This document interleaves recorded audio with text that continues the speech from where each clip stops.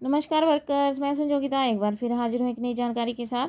Video शुरू करने से पहले आप सबसे रिक्वेस्ट है कि जिसने भी अभी तक मेरे चैनल को सब्सक्राइब नहीं किया है जल्दी से मेरे चैनल को सब्सक्राइब कर दें, बेल आइकन को भी दबा दें ताकि आने वाली सारी वीडियोज़ की नोटिफिकेशन आपके मोबाइल पर आ जाए और कोई भी वीडियो आपसे मिस ना हो। तो चलिए वर्कर्स, वीडियो शुरू करते हैं। आज की मेरी वीडियो PMMBY पे ही है, क्योंकि PMMBY का भी जो है वो जो स्पेशल ड्राइव चल रही है वो भी चल रही है और PMMBY पे ही ज़्यादा जोर है आजकल। तो चलिए मैं जिस टॉपिक पे वीडियो बनाने जा रही हूँ मैं आपको बताती हूँ। मेरा टॉपिक है कि अगर बच्चा जो है 7 मंथ का हो गया है तो उसकी मदर का PMMBY में FRS कैसे करें, क्योंकि पोषण ट्रैकर पे उसका FRS नहीं हो रहा। ये कमेंट्स में लड़कियों ने मुझे पूछा है। ऐसा नहीं है, इस प्रॉब्लम का हल बता रही हूँ मैं आपको। ऐसा नहीं है कि उनका हो नहीं रहा है, कैसे करना है ये मैं आपको बता रही हूँ। क्योंकि मैंने जितनी भी PMMBY पे वीडियोस बनाई, मैक्सिमम लड़कियों का यही कमेंट आया। मैक्सिमम लड़कियों ने कमेंट्स में पूछा कि बच्चा जो है 7 मंथ का हो गया है तो अब हम उसका वहाँ पे पोषण ट्रैकर पे उनको एक्चुअली क्या है, जब हम प्रेग्नेंट लेडी और नर्सिंग मदर का FRS उनका खुद का करते हैं तो जैसे वहाँ पे FRS पोषण ट्रैकर पे हुआ है और फॉर्म भरते हैं तो वहाँ ओके आ जाता है। लेकिन उनको ये कन्फ्यूज़न हो रही है कि सेकंड गर्ल चाइल्ड है तो वो बच्चा 7 मंथ में पहुँच गया है तो उसका FRS PMMBY की में जो फॉर्म भरना है मदर का, लेडी का, उसका कैसे करें। तो अभी मैं आपको बताती हूँ। 2 तरीके हैं इसके। पहला वाला तरीका है कि आप उसका साइट पे फॉर्म भर लो।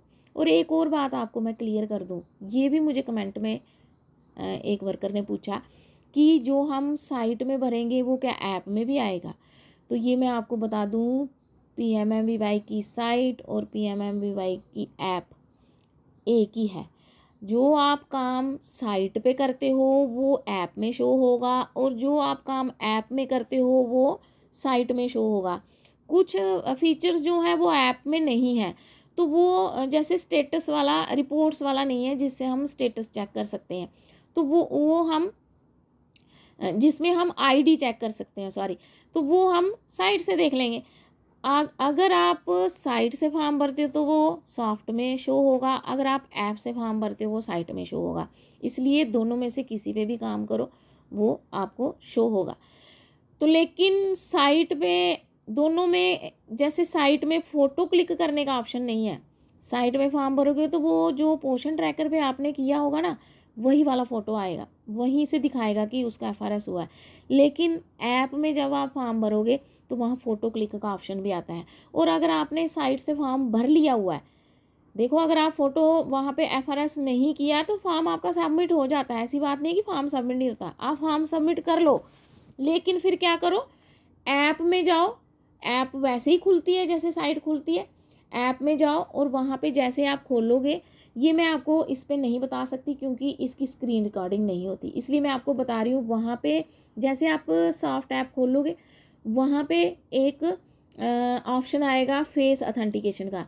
जैसे आप उसको क्लिक करोगे वहाँ पे जो भी एडिड या जो प्रोसीड वाला बटन आएगा उसके बाद कैमरा आ जाता है। तो वहाँ से आप बेनिफिशियरी को सेंटर में बुलाओगे या होम विजिट करके उसका वहाँ से फ़ोटो क्लिक कर लोगे। लेकिन एक बात ध्यान रखना, आपने जब ऐप डाउनलोड करनी है उससे पहले यहाँ से डाउनलोड करनी है, वो मैंने वीडियोस बनाई हैं इस पर, यहाँ से भी डाउनलोड करनी है। वहाँ एक आधार फेस रेड का एक ऑप्शन है, उसको इंस्टॉल करना है, तभी आपका कैमरा खुलेगा।